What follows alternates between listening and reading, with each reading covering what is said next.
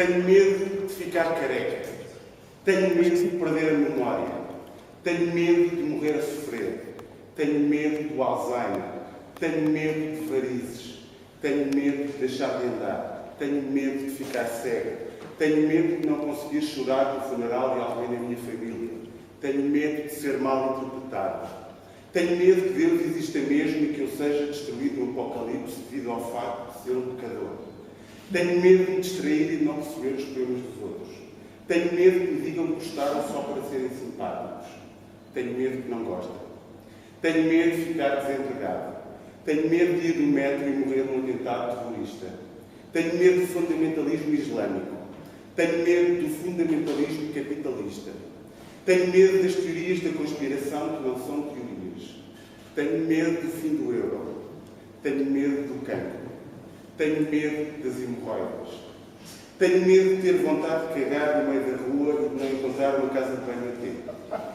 Tenho medo de ficar com barriga. Tenho medo de perder a carteira dos documentos. Tenho medo de perder os contactos telefónicos. Tenho medo de perder o encantamento por Lisboa. Tenho medo de perder o amor.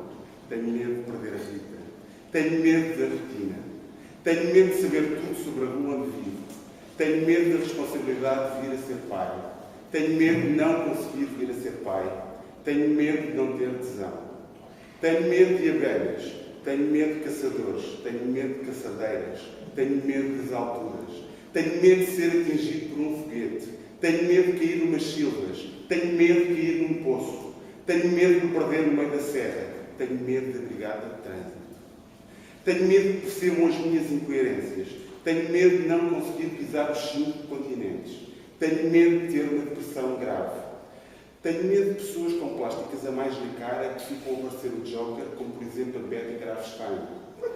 Tenho medo das audiências que dão audiências a pessoas ocas e sem escrúpulos. Tenho medo dos José Castelo Branco. Tenho medo de perder demasiado tempo nas redes sociais e com isso perder o hábito de ler livros. Tenho medo de chegar atrasado. Tenho medo de ficar viciado em drogas ou de me tornar um alcoólico. Tenho medo de me tornar um obsessivo compulsivo. Tenho medo de me tornar um burguês instalado. Tenho medo de perder as chaves da casa ou o comando do automóvel. Tenho medo de adormecer e acordar à meia-noite com frio. Tenho medo de ter medo de me manifestar politicamente. Tenho medo de não sobreviver a um terremoto. Tenho medo de não ter sonhos e de não ter objetivos. Tenho medo do aborrecimento. Tenho medo de não ter coragem. Tenho medo. Mas não tenho medo de ter medo.